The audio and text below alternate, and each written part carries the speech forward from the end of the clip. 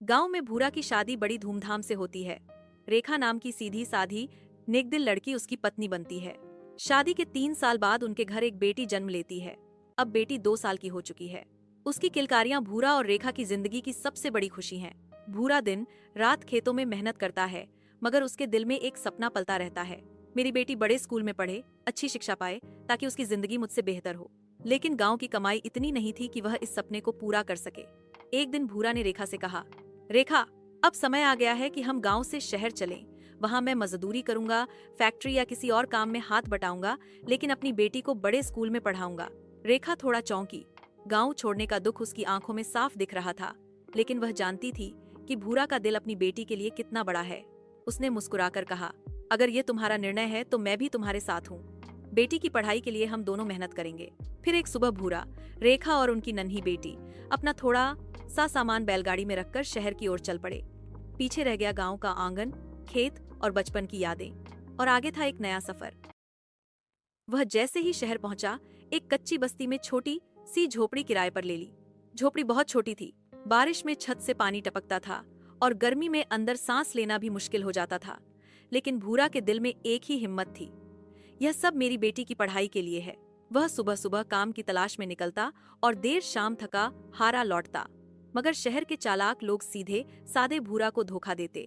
कोई उससे दिन भर मजदूरी करवाता और शाम को आधे पैसे देता, तो कोई काम करवाकर बहाना बनाता और पैसे ही नहीं देता। भूरा बार बार उनकी बातों में आ जाता, क्योंकि उसका दिल साफ और सीधा था। दिन बीतते गए, लेकिन भूरा की मेहनत का फल बहुत कम मिलता।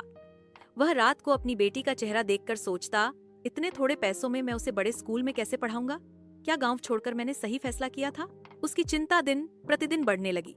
रेखा भी देख रही थी कि भूरा सुबह से शाम तक पसीना बहाता है।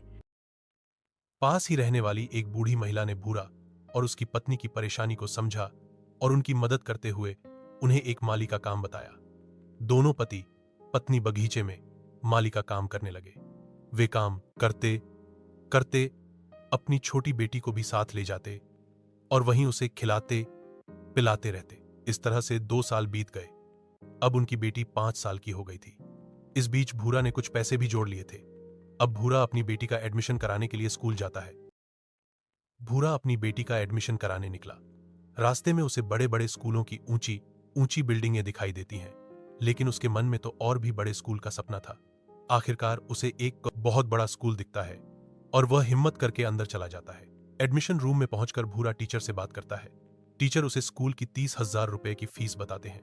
यह सुनकर भूरा दंग रह जाता है। उसके पास इतने पैसे कहां थे? वह उदास होकर स्कूल से लौट आता है।